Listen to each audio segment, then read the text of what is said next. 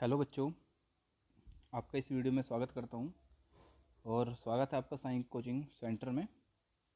ये video class 9th chapter first matter in our surrounding in Hindi medium में समझाई जा रही है। और हमारी पिछली वीडियो में पार्ट 1 में हमने 1 to 6 क्वेश्चन आंसर्स को अच्छी तरीके से देखा था। तो अब हम इस वीडियो में देखेंगे 7th क्वेश्चन आंसर से चैप्टर फर्स्ट क्लास 9th के। ठीक है बच्चों। तो सबसे पहला क्वेश्चन है, गैस पूरी तरह से उस बर्तन को भर देती है जिसमें इसे रखते हैं। ऐसा क्यों होता है?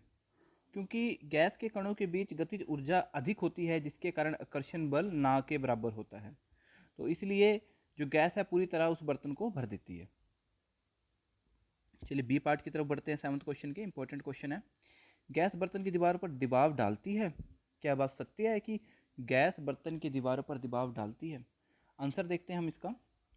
हाँ, क्योंकि अत्यधिक गतिज ऊर्जा के कारण गैसों के अणु बर्तन की दीवारों से टकराते हैं, इसी तरह गैस बर्तन की दीवारों पर दबाव डालते हैं।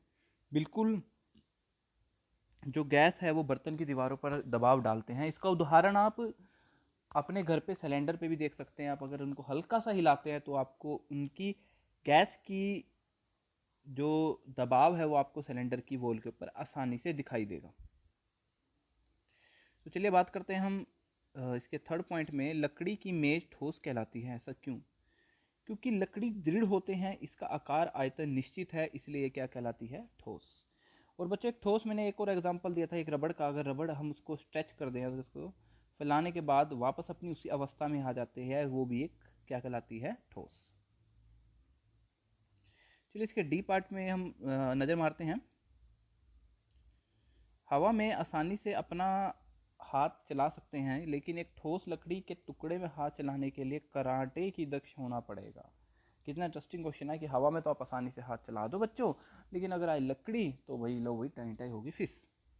सो आंसर को पढ़ते हैं, क्योंकि हवा में अणुओं के बीच की आंतरिक आकर्षण बल है वो ना के बराबर होता है, जबकि ठोस के अणुओं के बीच में जो आकर्षण बल है वो अधिक होता है, जिसके कारण ठोस में हाथ मारना तो भाई नुकसान से कम नहीं। हवा में तो जैसे मर्जी हाथ चला लो। क्यों?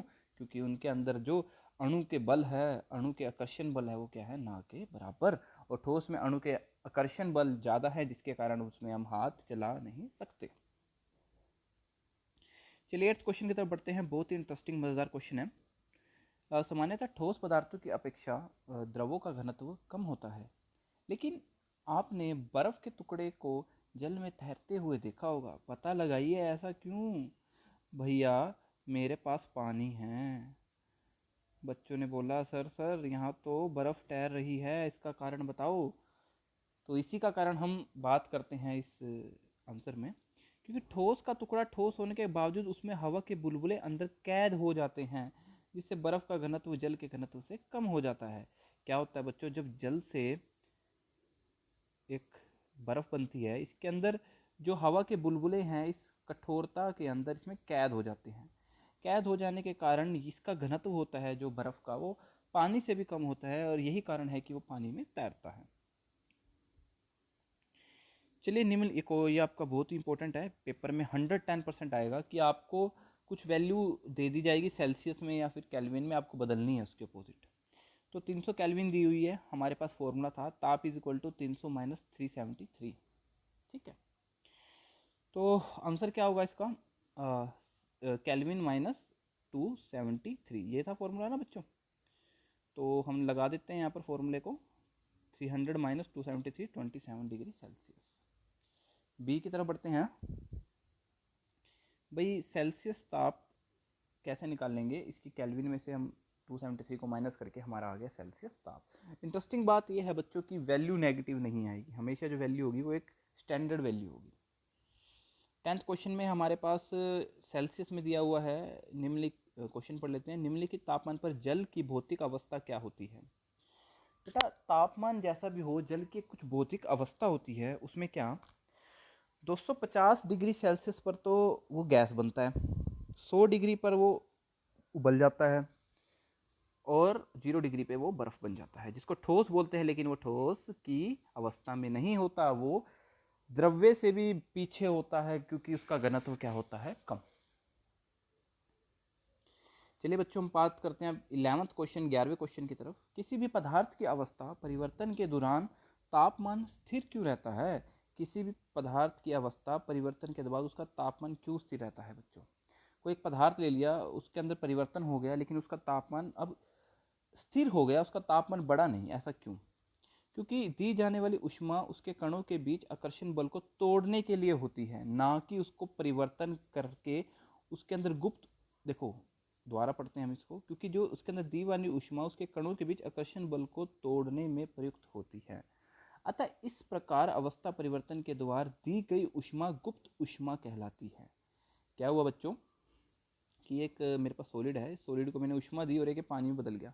अब जो मैंने ऊष्मा दी वो ऊष्मा इसके अंदर गुप्त गुप्त तरीके से कैद हो गई, ठीक है। वो कैद हुई है, वो परिवर्तन हो नहीं रही किसी गैस में अपने आप, उसको परिवर्तन के लिए कोई दूसरी ऊष्मा चाहिएगी, ठीक है। यही कारण है कि भी पदार्थ है जो उसका तापमान स्थिर रहता है अगर अवस्था में हम किसी में उसको परिवर्तन करते हैं। तो चलिए बच्चे, नेक्स्ट क्वेश्चन में बात करते हैं हम। वायुमंडलीय गैसों को द्रव्य में परिवर्तन के लिए कोई विधि सुलझाइए। वायुमंडल में गैस है, उसको द्रव में बदलना है, तो उसकी कोई विधि बतानी है। गैस के अणुओं पर दबाव दबाव बढ़ा देने पर, गैस है सपोज ये हवा की प्राकृतिक में गैस है, अगर उसके ऊपर हम दबाव बढ़ा देना तो वो अधिक दबाव के कारण वो द्रव्य के अंदर परिवर्तन हो जाते हैं, ठीक है। या फिर गैसों का जो तापमान हो वो कम करके, उनका तापमान क्या करके, कम करके। 13वां क्वेश्चन बहुत ही इंपॉर्टेंट क्वेश्चन है। गर्म शुष्क दिनों में कूलर अधिक ठंडा क्यों रहता है? आओ भाई, इंटरेस्टिंग, गर्मी का मौसम है, लॉकडाउन चला हुआ है, कूलर चला नहीं सकते, डेंगू का खतरा है, एसी चला नहीं सकते, कोरोना का खतरा है, तो भैया अब ठंडक कैसे आएगी? तो क्वेश्चन का तो जवाब दे ले हम। तो जो कूलर है वो ठंडा क्यों करता है, सुनो।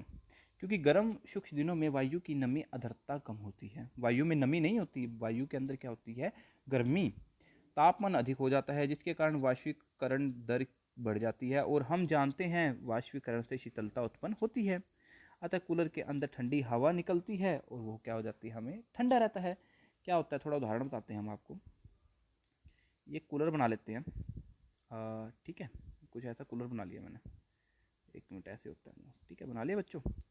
और यहाँ से ये पीछे जहाँ से हवा क्रॉस हो रही है, जब हवा यहाँ से आएगी गर्म हवा, तो वाष्पीकरण के कारण जब कूलर के पैड के ऊपर पानी डल रहा होगा, ये उसको वाष्पीकरण होगा, वाष्पीकरण से क्या होगा, जो बाहर से गर्म हवा आ रही है वो अंदर आके ठंडी हो जाएगी और पंखे के थ्रू आप तक पहुँच जाएगी, ठीक है।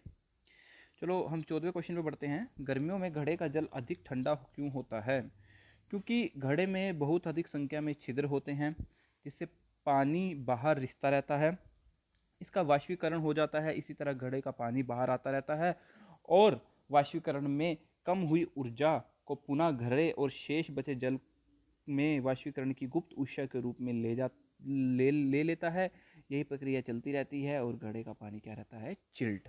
बच्चों, आपको बोलूँगा, मैं आपको सजेस्ट करूँगा, गर्मी हो चाहे सर्दी हो, घड़े का पानी पीना चाहिए, वही हमारे स्वास्थ्य के लिए बहुत ही महत्वपूर्ण है। चलिए समझते हैं इस क्वेश्चन को। क्या कहता है, जो घड़े का पानी ठंडा क्यों रहता है गर्मियों में? क्योंकि बच्चों क्या होता है, उसके अंदर छोटे छोटे छेद होते हैं घड़ों के अंदर, घड़े के अंदर। ये मैंने एक पोट बना लिया, इस पोट में बच्चे छोटे छोटे छोटे छोटे छोटे इसके किनारे पे ना छेद है। अगर मैं इसको आपको बताऊं तो ऐसे ऐसे छोटे छोटे छोटे छोटे इसके किनारे पे छेद हैं। उससे क्या होता है, रिस रिस के जो पानी है वो बाहर आता है, और वहाँ पर वाष्पीकरण होती है। अब वाष्पीकरण हो गया, वाष्पीकरण के कारण जो ऊर्जा को पुनः घड़े और शेष जल में वाष्पीकरण की गुप्त ऊष्मा के रूप में ले जाता है। जो घड़ा है उसके अंदर जो उसकी गुप्त ऊष्मा है उसको भी वो बाहर निकाल देता है, और इसीलिए जो घड़े का पानी है वो क्या रहता है, ठंडा। चलिए 15 क्वेश्चन की तरफ हम बढ़ते हैं। एसीटोन पेट्रोल इत्र डालने पर हमारी हथेली ठंडी क्यों हो जाती है? अरे वाह बच्चों, ट्राई करना, इत्र हो घर पे, एसीटोन हो, पेट्रोल मत निकाल लेना, आग लग जाएगी। तो जब हम हाथ पे रखते हैं तो हाथ ठंडा ठंडा क्यों हो जाता है भाई? इसका कारण यह है, सुनो। जब हाथ पर डालते हैं हथेली इसलिए ठंडी हो जाती है क्योंकि कणों हथेली या उसके आसपास की ऊर्जा को प्राप्त कर लेती है, और वाष्पीकरण हो जाते हैं, जिससे कि हथेली हमें ठंडी महसूस होती है। क्या होता है कि ये जो पदार्थ है हमारे एसीटोन पेट्रोल, ये सपोज करो ये हैं, ये आसपास की ऊर्जा को अपनी तरफ खींच के उसके साथ चले जाते हैं और हमको हथेली क्या वाष्पीकरण हो जाता है, जिसके कारण हथेली क्या रहती है, ठंडी। तो बच्चों अगर आपको किसी भी प्रकार की क्वेरी है, 9th क्लास की कोई नोट्स चाहिए, 10th का चाहिए, तो ये मेरे चैनल का नाम है साई कोचिंग सेंटर और ये मेरा नंबर है, नोट कर लीजिए जल्दी से और इसको अपने फ़ोन में सेव कर लीजिए। किसी भी टाइप की प्रॉब्लम हो तो मुझको बताइए। और आपने अगर चैनल सब्सक्राइब नहीं किया है तो अभी जाके फटाफट सब्सक्राइब और बेल आइकन को दबाइए और जितना हो सके मेरे इस चैनल को अपने 9th क्लास के दोस्तों के साथ शेयर करिए, मेरे फ्रेंड्स, मेरे बच्चों। और कोई भी क्वेरी है तो इस नंबर पे मुझे बताइए। चलिए, क्वेश्चन थोड़े रह गए हैं हमारे। अब हम बात करते हैं 16 क्वेश्चन की तरफ। कप की अपेक्षा प्लेट से हम गर्म दूध या चाय जल्दी क्यों पी पाते हैं? भाई बताओ, कप की अपेक्षा प्लेट से हम गर्म दूध और चाय क्यों जल्दी से पी जाते हैं? क्योंकि कप की अपेक्षा सतह पर क्षेत्रफल बढ़ने से वाष्पीकरण की दर बढ़ जाती है, जिसके कारण चाय और दूध जल्दी ठंडा हो जाता है। क्या होता है, एक तो मेरे पास एक कप है और एक मेरे पास ये रहा डोना सा जो हम इसको बड़ा बर्तन बोल देते हैं। इसके अंदर भी गर्मा गर्म दूध है, इसके अंदर भी गर्मा गर्म दूध है। क्षेत्रफल ज़्यादा होने की वजह से यहाँ वाष्पीकरण ज़्यादा होगा, जिसके वजह से जल्दी से ठंडा हो जाएगा दूध और चाय और फटाफट पी के बच्चों स्कूल चले जाएंगे। चलिए 17th क्वेश्चन, गर्मियों में हमें किस तरह के कपड़े पहनने चाहिए? बच्चे, गर्मियों में हमें सूती कपड़े पहनने चाहिए। क्यों? क्योंकि जो सूती कपड़े हैं वो हमारे देखते हैं क्या होता है, सूती कपड़े ऊष्मा और अवशोषण बहुत कम करते हैं। सूती कपड़े में अत्यधिक छिद्र होते हैं, जिससे कि पसीना अवशोषित हो जाता है। जब वे पसीना वाष्पित होता है तो शीतलता महसूस होती है। समझे ना बच्चों? एक ये कपड़ा है, कपड़े के अंदर छोटे छोटे कण हैं और जब पसीना इस कणों में आता है तो वाष्पीकरण के कारण हमें कैसा महसूस होता है? ठंडा। चलिए नेक्स्ट क्वेश्चन 18th, बर्फीले जल से क्या हो बच्चों? क्वेश्चन नंबर 18 हम पढ़ते हैं। बर्फीले जल से भरे गिलास की बाहरी सतह पर जल की बूंदें क्यों नजर आ जाती हैं? वाह, कितना इंटरेस्टिंग क्वेश्चन है भाई। मैं तो इसको आपको करके बताऊंगा कैसे होता। यूं है, ये मेरे पास गिलास है और गिलास के बाहर छोटे छोटे छोटे छोटे छोटे छोटे क्या आ गई हैं? बूंदे। तो ये बूंदे बताओ भैया, ये बूंदे कैसे आई, है ना? चलो देखते हैं बूंदे कैसे आई। क्योंकि जिस बर्तन में हम बर्फीला जल रखते हैं, जल्द ही बर्तन की बाहरी सतह पर हमें जल की बूंदें नजर आने लगेगी। वायु में उपस्थित जल वाष्प की ऊर्जा ठंडे पानी से संपर्क में आकर कम हो जाती है और यह द्रव्य अवस्था में बदल जाता है, जो हमें जल की बूंदों के रूप में नजर आता है। क्या होता है बच्चों? ये देखिए, ये गिलास है और ये गिलास के अंदर ठंडा ठंडा चिल्ड बर्फ़ पड़ी है। क्या पड़ी है? बर्फ़। तो बाहर जो वाष्पीकरण हुए बूंदें हैं वो इस ठंडे जल के साथ आके चिपक जाती है, इसकी सतह पर चिपक जाती है, जिसके कारण हमें क्या पता लगता है कि गिलास के बाहरी तरफ क्या है? छोटी छोटी बूंदें। अब हम बात करेंगे विभिन्न आकार के बर्तन में रखने पर चीनी और नमक उन्हीं बर्तन के आकार ले लेते हैं। मतलब भाई क्या है कि विभिन्न आकार के बर्तन पे रखने पर चीनी और नमक उन्हीं बर्तन का आकार ले लेते हैं। क्या ये ठोस हैं?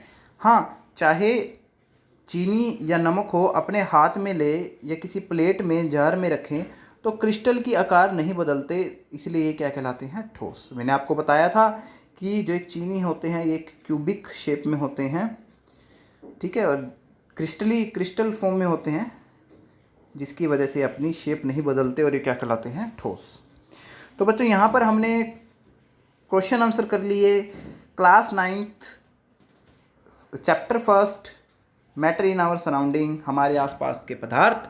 किसी प्रकार की क्वेरी है तो जल्दी से बच्चों इस नंबर को उठाओ और कॉल करो और जितना हो सके मेरे इस चैनल को सब्सक्राइब और शेयर कर दीजिए। Thank you so much.